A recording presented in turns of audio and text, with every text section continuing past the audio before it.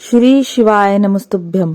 परभणी महाराष्ट्र में चल रही श्री मां चंद्रभागा शिव महापुराण की कथा का आज 5वां और अंतिम दिन था। किसी कारणवश अगर आप आज की कथा नहीं सुन पाए तो हम आपके लिए लेकर आए हैं कथा की विशेष जानकारी और उपाय। आज कथा में गुरुजी ने बताया कि जब आपका समय अच्छा होगा तो आपके साथ बहुत से लोग चलेंगे, आपका साथ बहुत से लोग देंगे। उसके विपरीत जब आपका समय अच्छा नहीं होगा तो कोई भी आपका साथ नहीं देगा। जो लोग समय अच्छा होने पर आपके साथ हैं वो आपके साथ नहीं, समय के साथ चल रहे हैं। आज कथा में गुरुजी ने बताया कि मुस्कुराहट एक प्रार्थना है, इसलिए मुस्कुराते रहिए। भगवान ने मुस्कुराने का वरदान केवल मनुष्य को दिया है। कोई पशु पक्षी या जानवर या पेड़ पौधे कोई भी नहीं मुस्कुरा सकता, केवल इंसान ही मुस्कुराता है। तो अगर आप मुस्कुराते रहेंगे और आप पर कोई समस्या भी आएगी तो भी आपको कोई परेशानी नहीं होगी। आपका मुस्कुराता हुआ चेहरा देखकर दूसरे लोगों को भी मुस्कुराहट मिलेगी। आज कथा में गुरुजी ने बताया कि किसी ने कहा है कि आप खाली हाथ आए हो, खाली हाथ जाना है। जिसने भी कहा है ये गलत है। आप खाली हाथ भले ही आए हो लेकिन आपके साथ आपके पुण्य जाएंगे, आपके अच्छे कर्म, सत्कर्म, आपका भजन कीर्तन, आपने जो भगवान को समय दिया है, अच्छा समय, वो सब आपके संग जाएगा। आपने जो समय कथा भागवत में भगवान के भजन कीर्तन में लगाया है उसका पुण्य आपके साथ जाएगा। आज कथा में गुरुजी ने बताया कि आप कर्म की चाबी लगाओ और वो भाग्य की चाबी जरूर लगाएगा। एक बार चाबी लगाने पर अगर ताला नहीं खुलता है तो आप फिर से चाबी घुमाइए, बार बार चाबी घुमाइए। उसके भाग्य की चाबी और आपके कर्म की चाबी जब लग जाएगी तो आपका भविष्य अवश्य ही सुधरेगा। हर कार्य में आपको सफलता मिलेगी, बस आप प्रयत्न करते रहिए, अपने कर्म की चाबी घुमाते रहिए। आज कथा में एक पत्र आया था, उन्होंने बताया कि 13 साल हो गए थे उनके विवाह को, लेकिन घर में संतान नहीं हुई थी। फिर उन्होंने शिव महापुराण की कथा सुनी।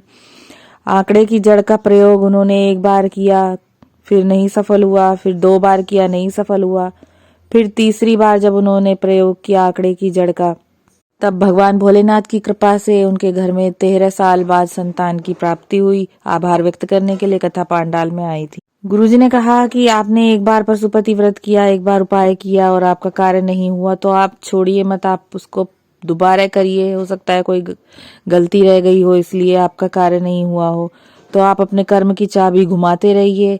एक न एक दिन भगवान भोलेनाथ आप पर कृपा अवश्य करेंगे। आज कथा में माधुरी जी का पत्र आया था, उन्होंने बताया कि उनके पेट में 2 गठान हो गई थी। फिर डॉक्टर ने उनको ऑपरेशन के लिए बोल दिया था। उन्होंने टीवी पर कथा सुनी और 1 लोटा जल और बेलपत्र का उपाय किया। भगवान भोलेनाथ की कृपा से उनके पेट की दोनों गांठ गल गई। आभार व्यक्त करने के लिए कथा पांडाल में आई थी। आज की कथा में मयूरी जी का पत्र आया था, उन्होंने बताया कि उनकी शादी को 7 साल हो गए थे। इंदौर, पूना, परभणी कई जगह उन्होंने इलाज कराया, बहुत रुपया पैसा खर्च किया पर कुछ नहीं हुआ। तब किसी ने उनसे कहा कि टीवी पर कथा आती है शिव महापुराण की, आप उसे सुनो। उन्होंने कथा सुनी, जल और बेलपत्र का उपाय किया और भगवान भोलेनाथ की कृपा से 7 साल बाद उनके घर में संतान उत्पन्न हुई। आभार व्यक्त करने के लिए कथा पांडाल में आई थी। आज कथा में मोतीलाल जी का पत्र आया था, उन्होंने बताया कि उनकी माँ को अटैक आ गया था, इससे उनके दिमाग की नस फट गई थी, ब्रेन हैमरेज हो गया था। 65 वर्ष की उनकी माँ की आयु थी। डॉक्टर ने कहा कि इतनी उम्र में इंसान को बचाना बहुत मुश्किल होता है। फिर डॉक्टर ने उनको ऑपरेशन के लिए बोल दिया था क्योंकि दिमाग में रक्त जमने लगा था। फिर उनसे किसी ने बताया कि आप बेलपत्र का उपाय करिए। तब उन्होंने शिव मंदिर से बेलपत्र मंगाई और अपनी माँ के तकिए के नीचे रख दिया हॉस्पिटल में ही, और 1 बेलपत्र उन्होंने उनके हाथ में रख दी।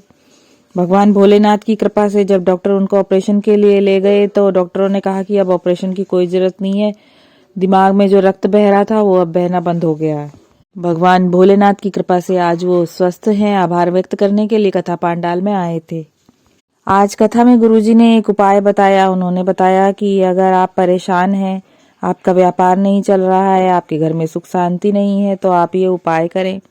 आप 5 बेलपत्र ले लें, 2 लोटा जल ले लें और अपनी हथेली पर पहले 5 बेलपत्र रखें, फिर जल का लोटा रखें और उसके ऊपर एक और जल का लोटा रखें। शिव मंदिर में जाएं और भगवान शिव को पहले बेलपत्री समर्पित करें और फिर एक लोटा जल भगवान शिव को समर्पित करें और एक लोटा जल जो है वो आपको बेलपत्री के पेड़ के नीचे समर्पित करना है। 1 मिनट तक आपको श्री शिवाय नमस्तुभ्यम मंत्र का जाप करना है और अपने मन की बात आपको वहीं वृक्ष के नीचे बोल देनी है। भगवान भोलेनाथ चाहेंगे तो 3 महीने में आपका काम अवश्य हो जाएगा। आज कथा में गुरुजी ने बताया, यदि कोई व्यक्ति हॉस्पिटल में हो, बहुत परेशान हो, बीमार हो, तो आप उसकी मदद जरूर करिए। आपसे जितना संभव हो सके आप उसको जरूर मदद करिए। गुरुजी ने बताया कि जब कोई इंसान हॉस्पिटल में होता है, बहुत पैसा लगता है हॉस्पिटल में इलाज के लिए। गुरुजी ने कहा कि आप शादी में उसके यहाँ भले ही आप ना दे पाए ना दें, पर जब अगर कोई इंसान हॉस्पिटल में हो, आप जितना आपसे बन पड़े आप उसकी मदद जरूर करिए। आज कथा में गुरुजी ने बताया कि भगवान शिव ने तारकाक्ष, विदुमाली और कमलाक्ष को मारने के लिए पशुपतिनाथ का रूप लिया। तब उन्होंने सभी देवी देवताओं को पशु का रूप बनाने के लिए कहा और खुद वो पशुपतिनाथ बने। तब उन्होंने उनका संहार किया। गुरुजी ने बताया कि कई लोग पशुपति व्रत करते हैं और उनका व्रत सफल नहीं होता तो वो छोड़ देते हैं कि अब हमारा काम नहीं हुआ तो हम अब ये व्रत नहीं करेंगे, पर ऐसा नहीं है। आप अपने कर्म की चाबी घुमाइए, पशुपति व्रत का विधि विधान से पूजन करिए। पशुपति व्रत में आपको 5 सोमवार व्रत रखना है। 5 सोमवार जो पूजा विधि है वो एक जैसी ही है। सुबह आप पूजा की थाली रख लीजिए, उसमें पूजन की सामग्री रख लीजिए इतनी कि शाम तक के लिए वो चल जाए। भगवान शिव के पंचामृत की वस्तु और अक्षत, चंदन, बेलपत्र, प्रसाद आप सुबह पूजन कराइए मंदिर में। शाम को उसी थाली में आप 6 दिए रखिए और प्रसाद बना लीजिए, जो भी आपको प्रसाद बनाना हो, और शिव मंदिर में जाइए। 6 दिए आपको शिव जी के समक्ष रखने हैं, पर 5 प्रज्वलित करने हैं आपको। 1 दिया आपको अपने घर में प्रवेश करते समय दाहिने हाथ पर जलाना है जब आप प्रवेश करेंगे। प्रसाद जो बनाकर ले गए हैं आप उसको मंदिर में ही उसके 3 हिस्से करने हैं, घर से नहीं करके ले जाने हैं। 1 हिस्सा आपको ले आना है, 2 हिस्से मंदिर में रख देने हैं।